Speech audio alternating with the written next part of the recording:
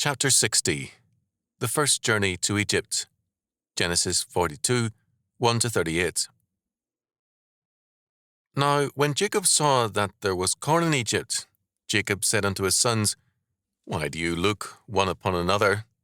And he said, Behold, I have heard that there is corn in Egypt. Get you down thither, and buy for us from thence, that we may live and not die. And Joseph's 10 brothers went down to buy corn in Egypt. But Benjamin, Joseph's brother, Jacob sent not with his brethren, for he said, Lest peradventure mischief befall him.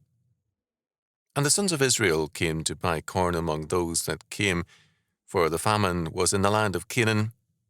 And Joseph was the governor over the land, and he it was that sold to all the people of the land. And Joseph's brethren came and bowed down themselves before him with their faces to the earth. And Joseph saw his brethren, and he knew them, but he made himself strange unto them, and spake roughly unto them. And he said unto them, Whence come ye? And they said, From the land of Canaan to buy food. And Joseph knew his brethren, but they knew him not. And Joseph remembered the dreams which he dreamed of them, and said unto them, Ye are spies, to see the nakedness of the land ye are come. And they said unto him, Nay, my lord, but to buy food are thy servants come. We are all one man's sons, we are true men, thy servants are no spies.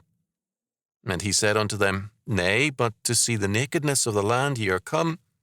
And they said, Thy servants are 12 brethren, the sons of one man in the land of Canaan. And behold, the youngest is this day with our father, and one is not. And Joseph said unto them, That is, that I spake unto you, saying, Ye are spies. Hereby ye shall be proved.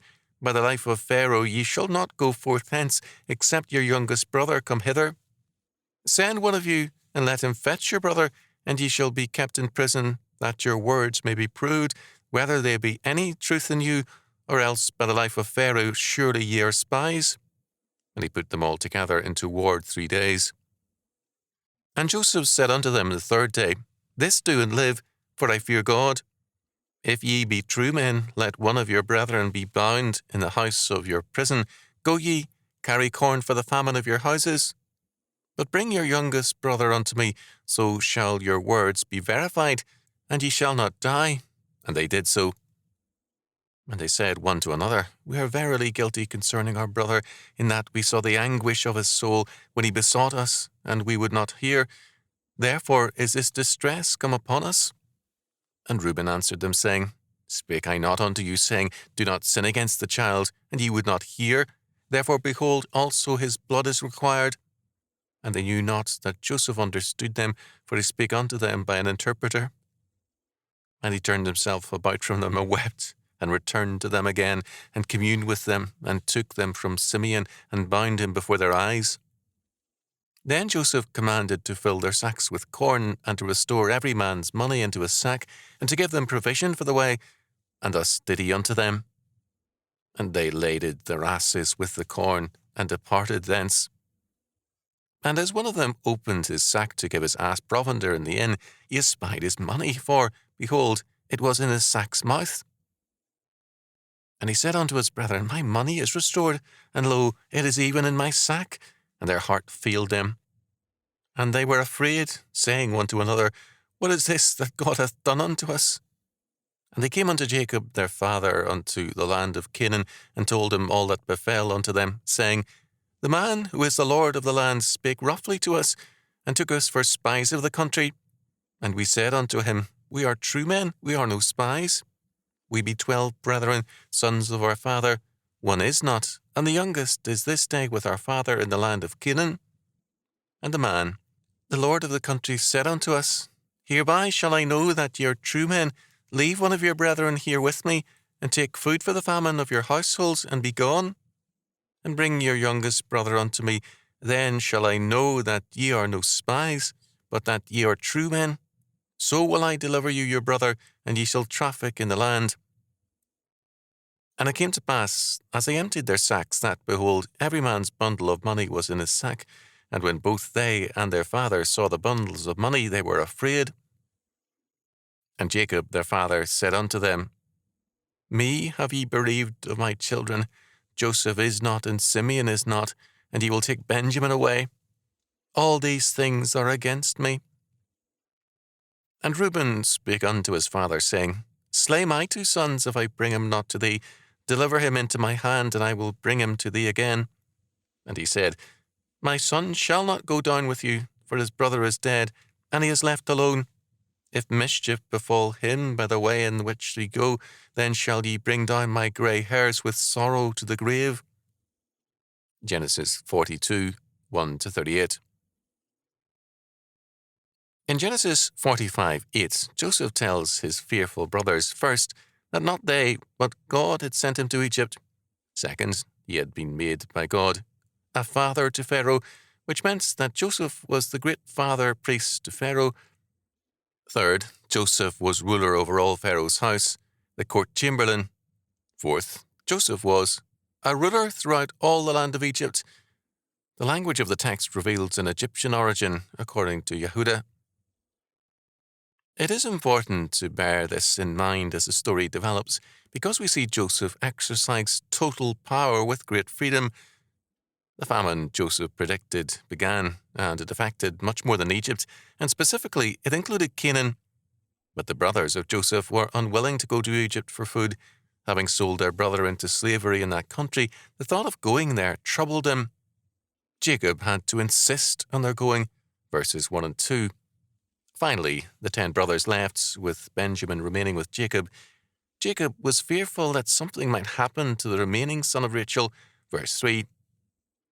Jacob had perhaps become suspicious of the 10 brothers, as verse 38 hints. When the 10 brothers arrived, Joseph was present at the granary and recognized them, although they failed to recognize him, verses 5 and 6. The brothers bowed before Joseph when he entered, and Joseph remembered his dream, verses 6-9. Joseph spoke harshly to his brothers, treating them as possibly Canaanite spies come to scout Egypt in its distress, perhaps to invade the country, verses 7-9. This was not an unreasonable assumption. Egypt, over the generations, sought and sometimes held a controlling power over Canaan, and for a time the Hyksos, or shepherd kings from the north, ruled over Egypt. Joseph did not reveal himself to his brothers because he was not sure they had changed or were repentant.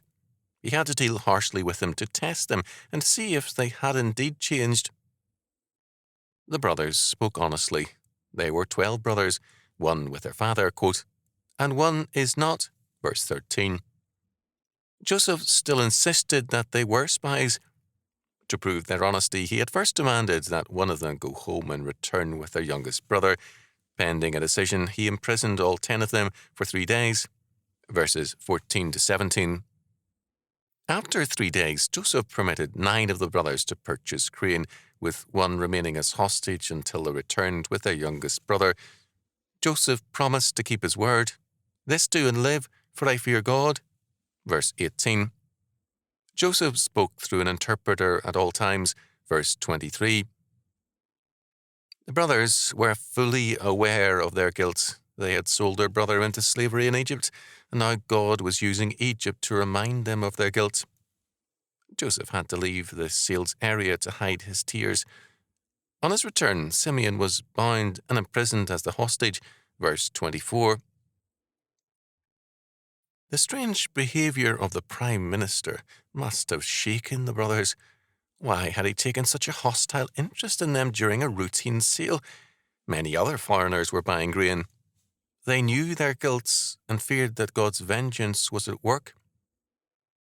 Joseph supplied them with provisions for the return journey while also quietly ordering each man's payment to be included in one of his sacks. On their way home, when one of them opened the sack to feed his ass, he discovered his money in the sack. All the brothers were afraid, saying one to another, "What is this that God hath done unto us?" Verse 28. They clearly were guilt-ridden and fearful of judgment. On their return, the brothers told Jacob all that had happened. They also discovered their money in their sacks.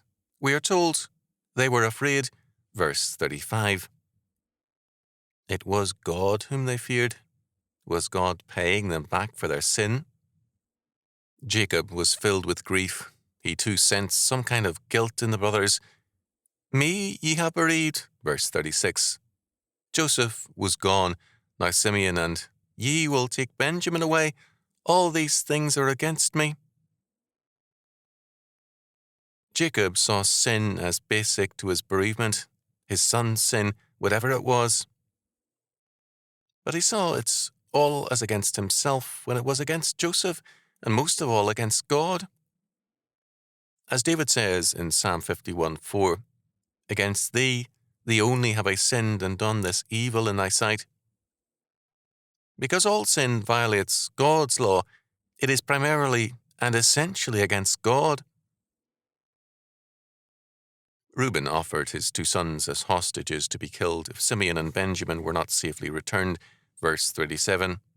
This was intemperate and absurd, since a moment's reflection would have told him that Jacob would never kill his grandsons. Jacob simply said, "Benjamin will not go to Egypt with you.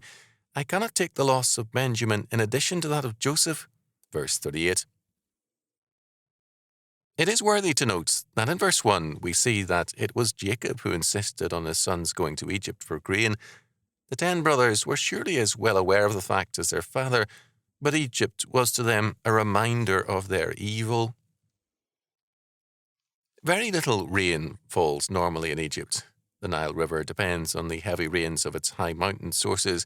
Thus, Canaanites who were experiencing a drought would have no way of knowing, short of seeing low waters in the Nile, that Egypt's water supply had failed. The fact that near the Mediterranean Sea full granaries were selling grain could mean that Egypt in the south was doing well. Because of its wealth, ancient Egypt was a frequent target of desert peoples. Joseph's suspicions would have been appreciated by Egyptians. Reuben, as the oldest, might perhaps have been the logical hostage held by Joseph. However, Reuben, verse 22, spoke to his brothers in Joseph's presence, saying, "Spoke I not unto you, saying, Do not sin against this child?" Simeon was the next oldest, and so he was held as the hostage. The critics who divide the Pentateuch into 4 JEDP or more sources are a strange lot.